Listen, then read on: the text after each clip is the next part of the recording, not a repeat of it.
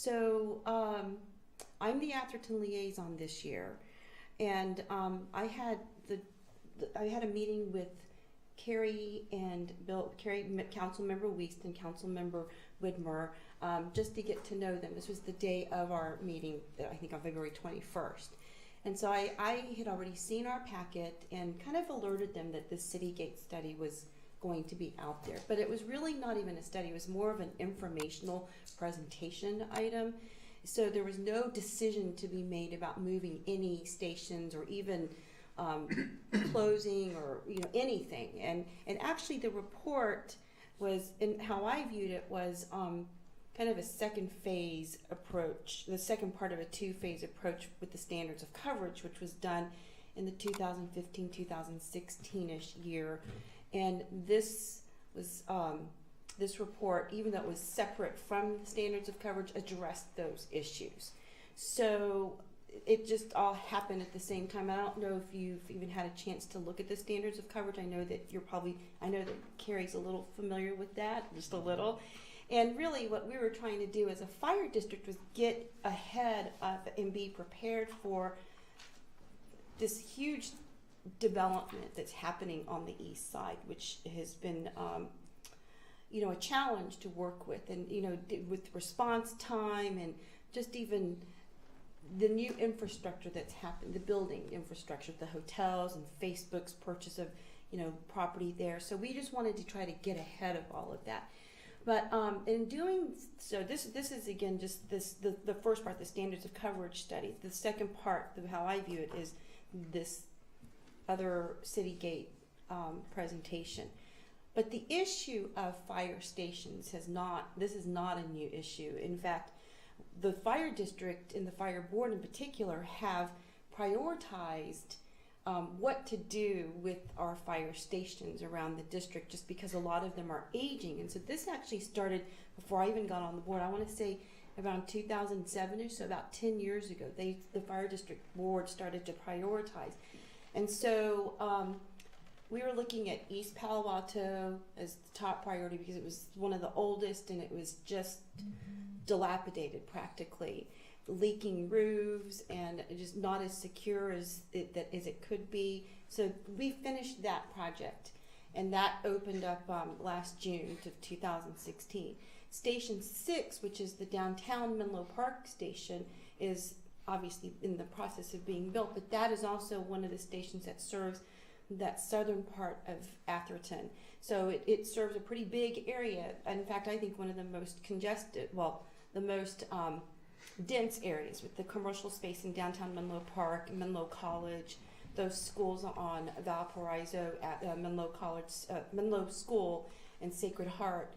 So it serves those areas as well as some of the West Menlo, downtown Menlo Park residential areas and the southern part of Atherton, close to Alejandro, and just behind Menlo College and Menlo School, that area. I mean, it serves other areas too, but that's the immediate area. So that was also a priority. So that is now being built. The other, just so that you know, the other stations that we've been talking about, even this year, because of all of the development that's happening on the east side, was how to prioritize those stations. So Station 1 and Station 77, those are two stations that we're looking at because of the need there, the immediate need. And Station 4, is on the west side. It serves West Menlo, unincorporated Menlo, West Atherton, near Los Lomitas, that whole area, and Atherton Avenue, Walsh Road, that whole area, and further north, actually going up to Woodside Road in that unincorporated area of Redwood City. So stations 3 and 5, which are quite frankly about 20 to 25 years old, were really not in the discussion in terms of doing anything at this time. Not because we don't care about them, but just because these other stations were older and needed help, more or less. So based on just those priorities right now, it looks like there's no desire, or we're not going to move any station. We're certainly not going to close down Station 3. And in fact, during that meeting, we had actually a very good discussion because we discussed, because the Atherton station came up, Station 3 came up, and Rob and I were really talking about this town center piece, which in 2015, we had heard from, I'd received a letter from then Mayor DeGolia for us to, consider working with y'all to see how we can incorporate something into the town center.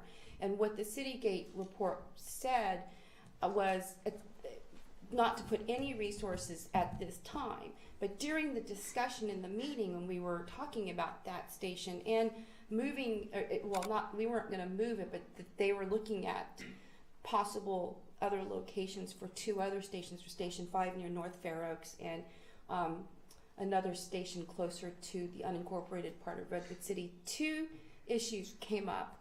One was, and it really is a macro and a philosophical issue, is how do we deal with a growing density problem and congestion problem along this El Camino corridor, and how do we meet the needs of the rest of the district, because everything is getting so congested. So I think that before there was this thought that, okay, well, we're going to build like a big station in these areas. And after the Citygate presentation, I think the question came up of, well, if this El Camino area near Atherton and Menlo Park gets really bad, maybe we need to look at putting something on the eastern side of El Camino, because Station 3 is on the west side of El Camino, right? So what does that look like? And it's the New York or the Manhattan model. Do you have more small stations in more locations, or do you have these larger stations in areas that serve a broader population? And actually, I think that's probably going to be one of the questions that we address. But again, this was just information only. No decisions have been made. At the last joint meeting that your council and our fire board had, I thought we made it pretty clear that we wanted input if we move forward with any kind of decision. We know that to close a station, move a station, add on to a station, you're going to have public input of every kind. Not just the city, just residents, businesses, government entities, all of that. So I don't know how this has blown up like this, except that it may be a matter of semantics, like we accepted the report, but that doesn't mean we adopted or approved any recommendations. So I just wanted to be very clear that this was mainly an informational presentation, that there was no decision to be made, or had no decision made to close down any stations. And in fact, I think the discussion is going to continue because some issues were brought up at the February 21st meeting. So I hope that clarifies things. I know that y'all want to send a letter, and I'm hoping that we can kind of put that off right now, because we are planning a meeting with the liaisons on June 5th, I think that it's still kind of being scheduled at this time. And well, okay, so we're gonna write it down for you. our staff, Michelle Radcliffe has put out June 5th as a tentative date. I don't have June 5th, yeah. So you have June 5th too. Okay, so that's the tentative date that I know, unless it's subject to change based on everyone else's schedule. But so I would like to talk about this. And so, but I understand if you have this letter and you want to send it, I totally understand. It's perfectly within your rights to do that. But I think we've enjoyed a great working relationship. I just think back to when we had to interview for a new fire chief. Your police chief sat in those interviews, and I know that our fire chief is sitting in interviews. So there's definitely a synergy there, and I just want us to continue the good work, because at the end of the day, we're here to serve all of the residents. You're required or mandated, and your desire is to serve the Atherton residents, and we are. That's the same thing that we're trying to do, along with all of the residents and property owners in the fire district. So I'm happy to answer any questions, and I hope that this kind of clears the air at this time. Thanks. What's the pleasure? Any questions for Virginia, or do you want to bring it up? I actually have a question. Okay. When Mayor Begolia wrote the letter, asking for potentially participation in the Civic Center for a hydrant, was there a board decision? Was there a vote to it? You know, Carrie, I don't remember, actually. I thought that we were gonna look at this in the study. I think it was a formal process, so I think there was actually a vote. I thought that we were asking Citygate to, that was why that was part of this report, this presentation. I'm sorry, but I think that what happened during that meeting was there was a vote by the board to not participate. And for some reason, adding it later on, Citygate apparently somewhere in the channel after your decision was to not be involved, you guys made a decision to evaluate potential options for this location as well as addressing issues with Station 3. Somewhere between that vote, I mean, I will tell you, a little bit surprised that Citygate was even considering other options related to Atherton, because it was news, because you guys had formally voted in favor of not addressing anything within the Civic Center. I thought that we were gonna look at the possibility of dealing with ambulance service, like having like a little area, because you and I had talked about this, about how there's a lot of ambulances just waiting at Holbrook Palmer Park, and I didn't think that, you know, having a full-fledged station. That's exactly right. Yeah. That's exactly right. We asked you to look at that at an emergency response possibility. To house it because too. it seemed to us that was a need that might be more fully met by locating something there, and we're aware of there being 2 ambulances on Just a daily basis waiting parked in there, the park. right? And I think Harry's saying that he was surprised that then, as part of the Citygate assessment, there was consideration of putting a fire station at the Civic Center. That was, look, I mean, the only word I could say is, where did that come from?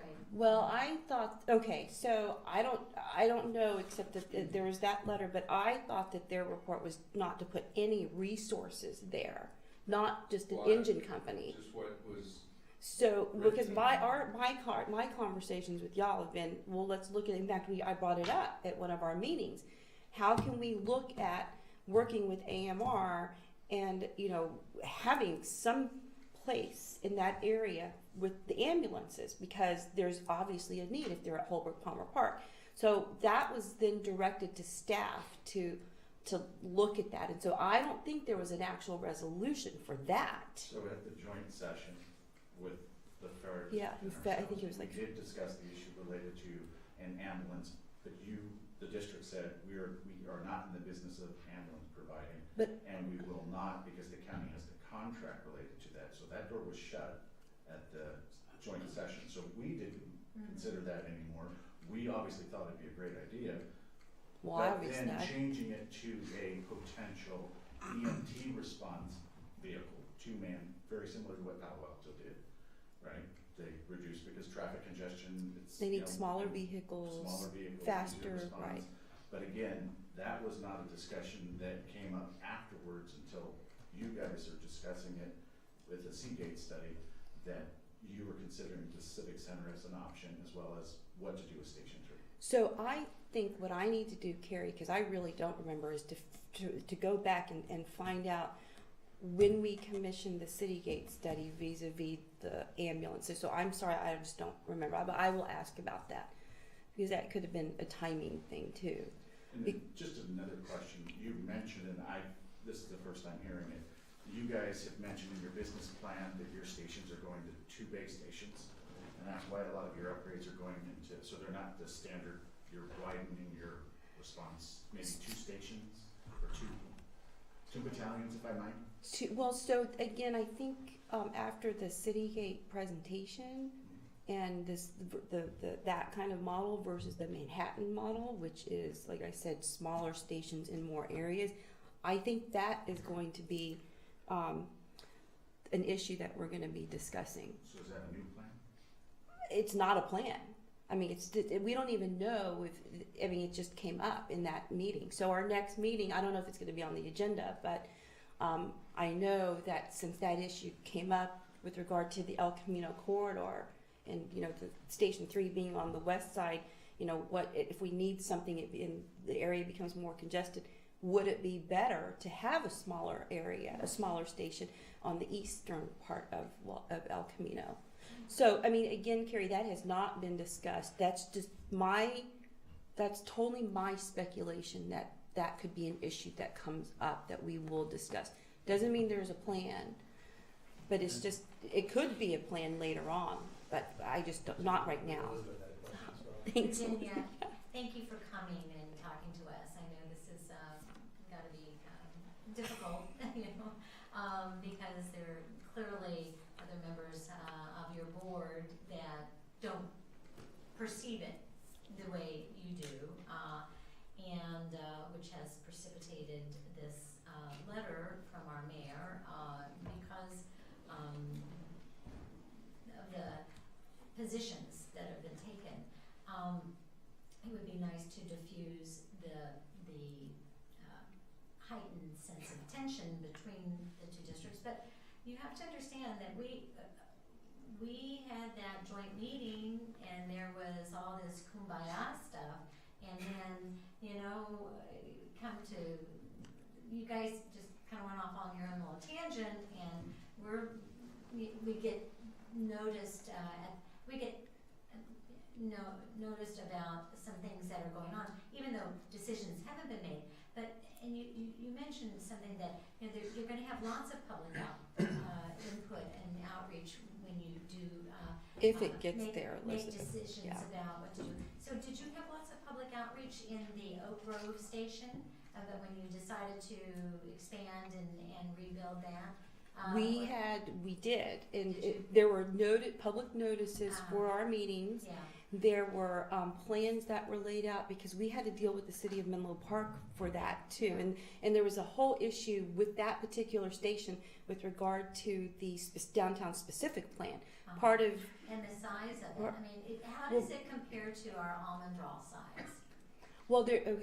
there are two lots right Yeah. now, right Yeah. there. So it's going to be bigger, and it's going to be from what I understand, a driveway that allows you to drive around instead of having to back in from I Oak see. Grove. Okay.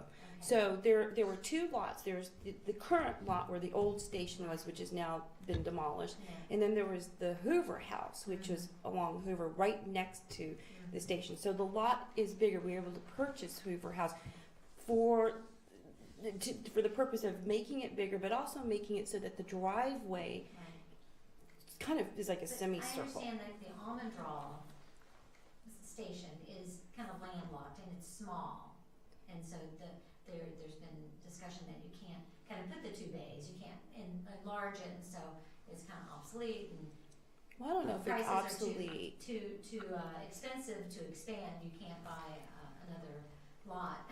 Well, I mean, I don't even know if there's a lot for sale Yeah. there. That's the thing. So But I know what you're saying, Elizabeth, but again, I think it's going to go back down to this discussion of the Manhattan model, or, you know, do we do another station like a Station 2? Actually, Station 6 is not going to be as big as Station 2.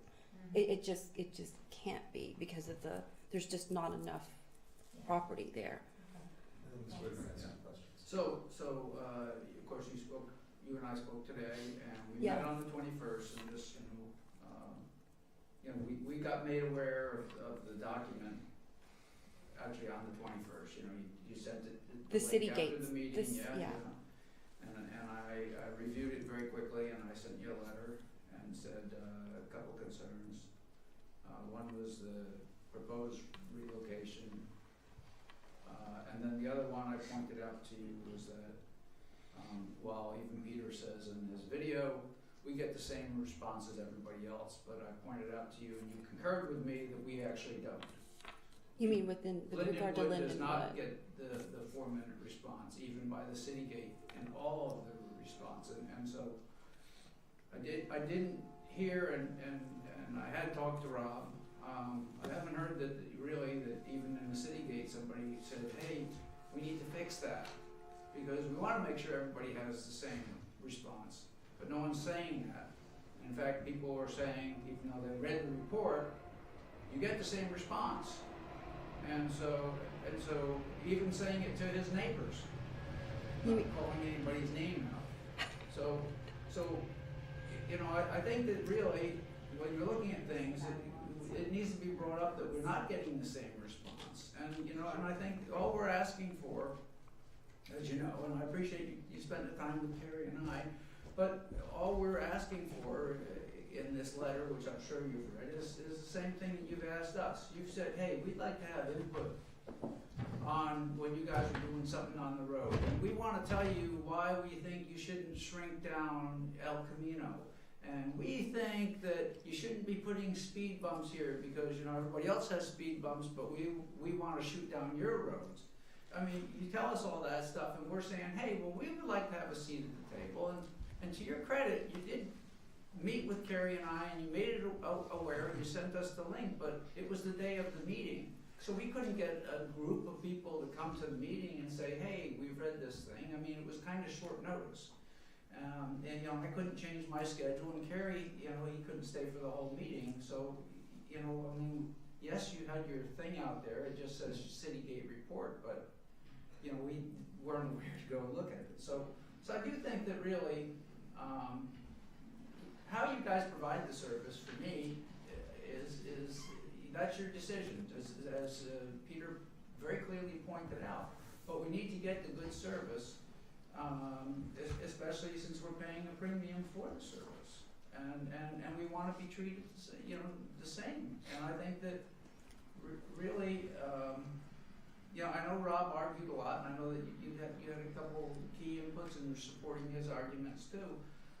But I do think that it is important that we get a seat at the table, not just hey we put a notice in the paper or it's on our web and anybody can go look and see when it is, but we wanted to have these meetings, so we wanted to be able to sit down. And I think that you know, as our liaison, I would hope that you would bring those couple messages back because it's key. And I think that the letter is not an inflammatory letter. I think that the letter, from my perspective, you know, just says we want a seat at the table, and we were a little surprised that we asked the chief to come and make a presentation here to kind of explain what's going on, and he said no. So Bill, so there are a couple of things in there that I just want to make sure that I'm understanding.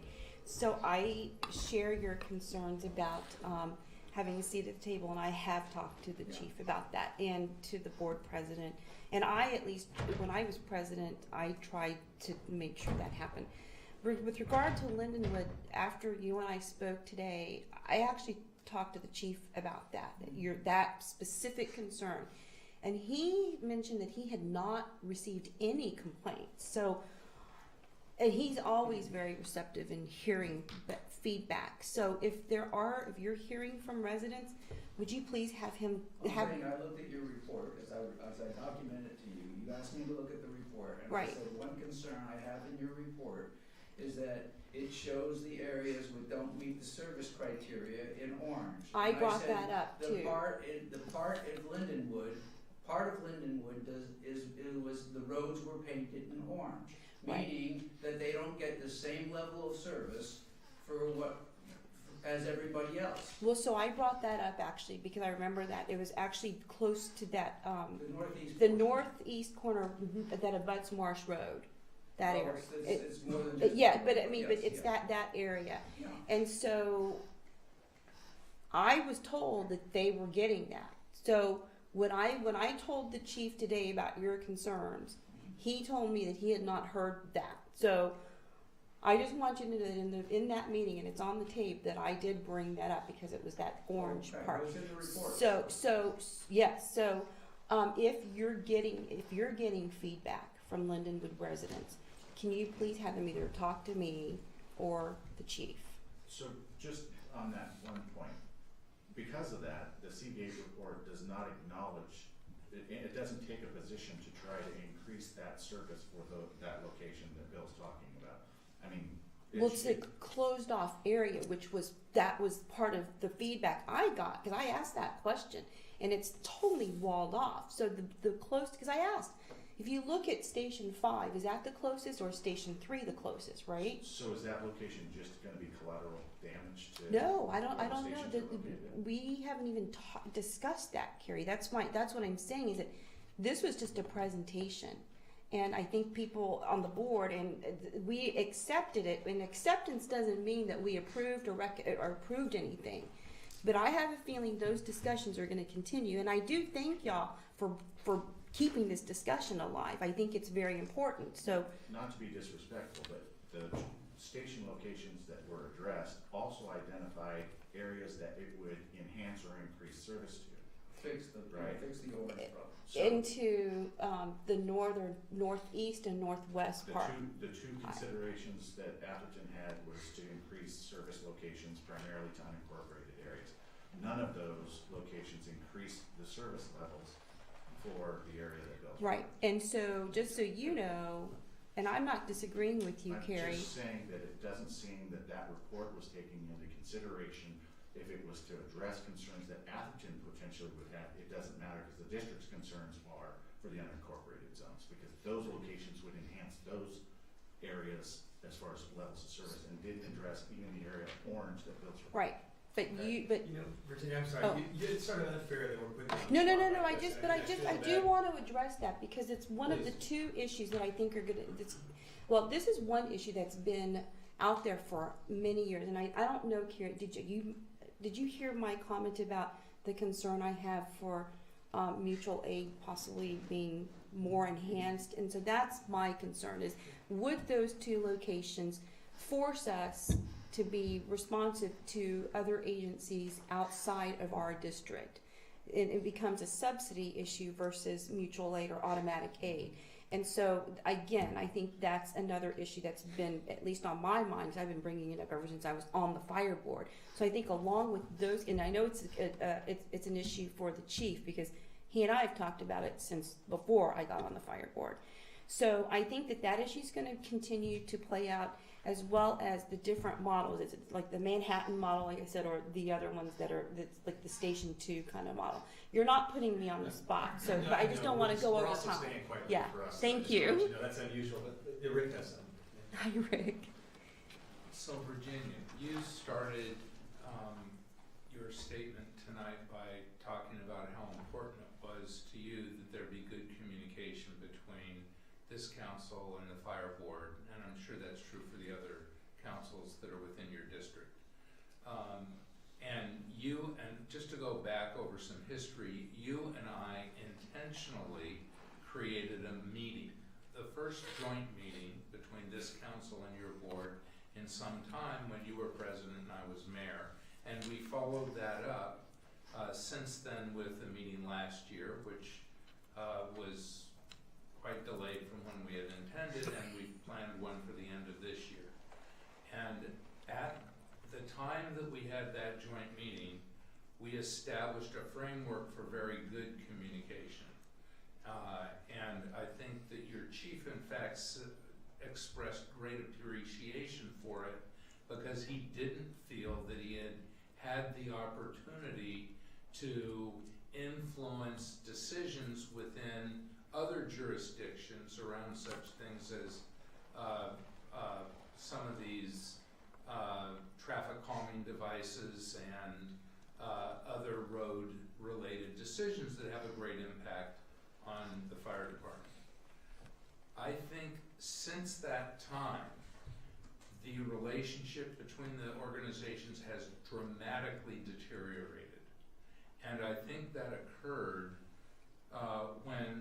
where I first really saw it may have had other origin, but where I first saw it was when we asked the board to look at the idea of putting an emergency response unit in the Civic Center, which we looked at because we were starting to design the Civic Center and it was wide open. And it seemed reasonable to us that there might be a enhanced service opportunity within Atherton if the department used some of that space. We didn't tell you we wanted you to do it. We asked you to the chief, in a staff report, said that he didn't think it was economically justified, and he rejected it, fine.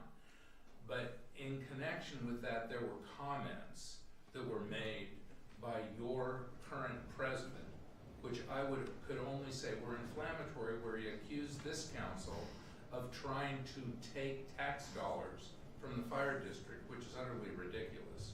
And I think it began a ball rolling that has resulted in a deteriorated relationship that none of us want. I mean, at the last meeting that we had in December, when Mike was just elected mayor, we specifically asked to be involved in any assessment that might impact the level of service or the facilities that you had within the town of Atherton. And I don't know that we were even aware of the Citygate study, but clearly the Citygate study looked at that issue, and it was, and as we could see in the tape that played tonight, your president not only didn't want us to be involved, but he specifically insisted that we not. And I just think that's wrong. There's a communication between these organizations is only good. We have lots of residents, and you have lots of residents that are in common that we represent. And the more we can communicate to explore how to work better together, and I know you have big issues in terms of access from the west to the east side. Yeah.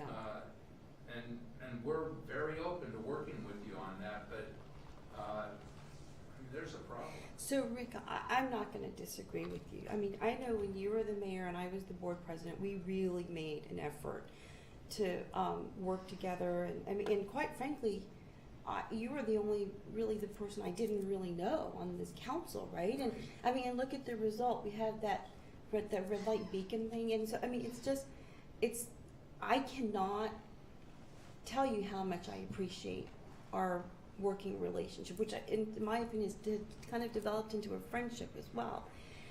I don't even know how to address the other issue except that we need to, and I've told the chief, we expect certain things. It's pretty much what Bill had said. You know, you want us to, if you want to be included in their public process, we need to give them the same, meaning the fire district needs to give the town the same courtesy, the same. And so the only thing I can do, Rick, is kind of just be here to not even be a buffer as much as just to calm things down so that the hyperbole that's coming out from the president, who thinks, you know, he's acting as a resident and a private citizen, is really not representative of the whole fire board. I'm actually here on behalf of the fire board, right? And so I think that I'm giving y'all the official stance that we're taking, which is basically this is the Citygate report was an informational item. There were no decisions made, and there was certainly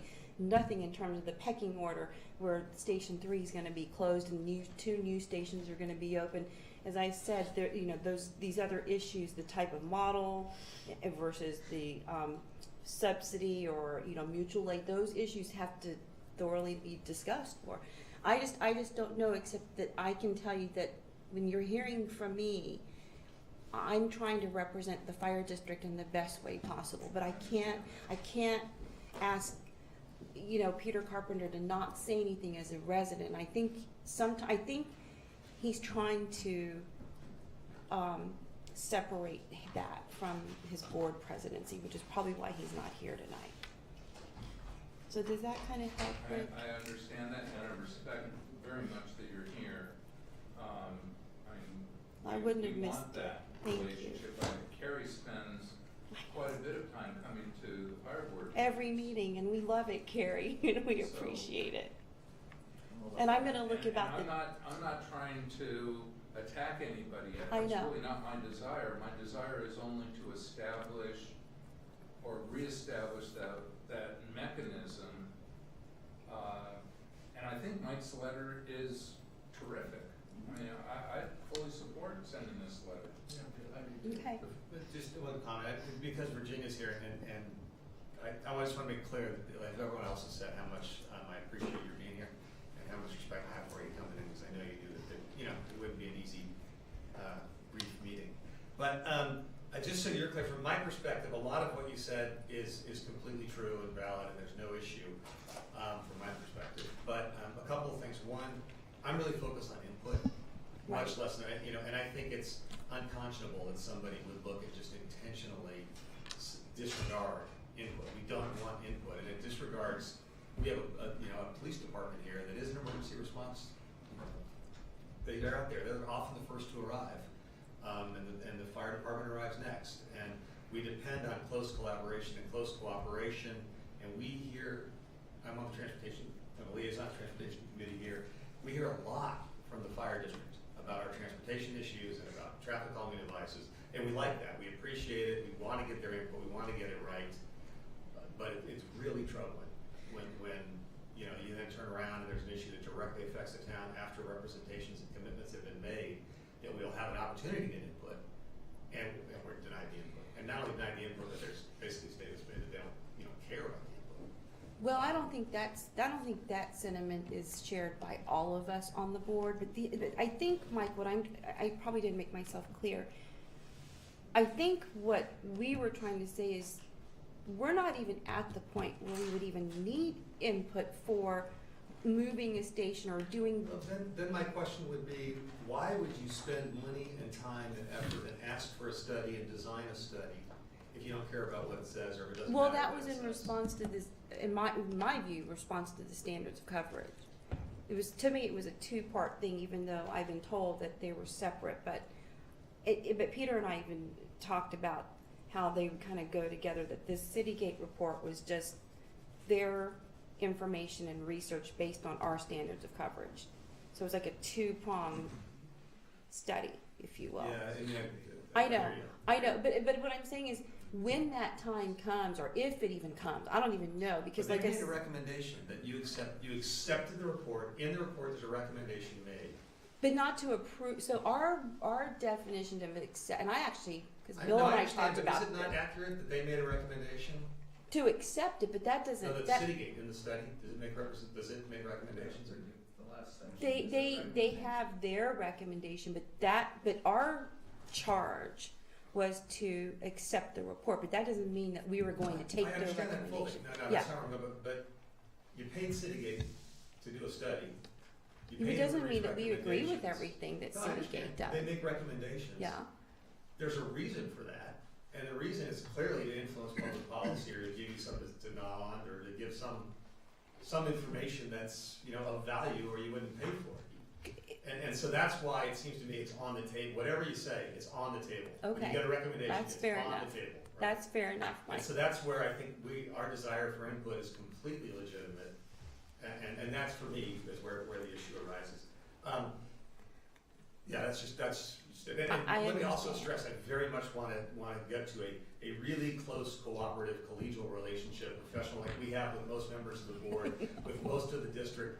And I know professionally, I'll look at the acting chief, but I know that we've got a professional, the police department and the fire department are a really well-oiled machine in many ways. They cooperate and do a lot together. And that's really important to us. Okay. Okay. Well, I'll bring this back at our meeting next week about this. No, well, thank you. I think that's great. And again, I feel like, thank you very much for coming in. It's. That's the much least that we appreciated. can do, Mike. I mean, y'all are in the fire district, and I'm here on behalf of the fire district. Just remember that I am speaking on behalf of this board. Thank you. very Thank much. you. We appreciate Thanks. it. Okay, let's call that, yes. Well, I just wanna say, in looking at, Sorry. I'm sorry. looking at the chief's staff report that ordered, or that defined what the Citygate inquiry was going to be about, it includes a statement about looking at stations 3, 4, and 5 prior to the board determining that it not move those facilities, but rather acquire additional property in order to rebuild larger facilities. So there was a concept there that, that I think the Citygate analysis that looked at stations 3 and 5 2005 and that you guys accepted and filed. And I understand you didn't take action on it, but there was some thought that was requesting Citygate to look into, you know, whether they wanted to continue, whether they would advise to continue to operate those facilities or to move those facilities or acquire additional property. That's part of the charge. Right, based on the standards of coverage. That's, so in my mind, that has always been the connection, Yeah, right? That's right. Right, and so again, That's like, right. I think that, again, the discussion about the kind of model we're gonna have is probably gonna be on a future agenda, I don't know for sure, but it just seems like it would be, because that was brought up, and actually the Citygate consultant mentioned that along El Camino, east side versus west side, right? So I get what you're saying, Rick, but I'm just saying that the discussion is in my mind only starting. Yeah, and I'm not trying to target it on Atherton. There's other jurisdictions Right. that have stations in their jurisdictions, which I'm pretty sure the department doesn't reach out to either. So, you know, If you're talking about Station 6, we tried to do because it. we take really seriously I know. representing our residents, and we want to make sure they're going to get the best service they can and understand what's happening with, you know, within their service area. And that's why I appreciate this is now really out in the open, because I think it's helping us define other issues like that Citygate report discussion kind of brought out. So thank you. And you know that I'm always available for y'all to talk to. Thanks. Great. Okay, as to the letter, council discussion, Bill?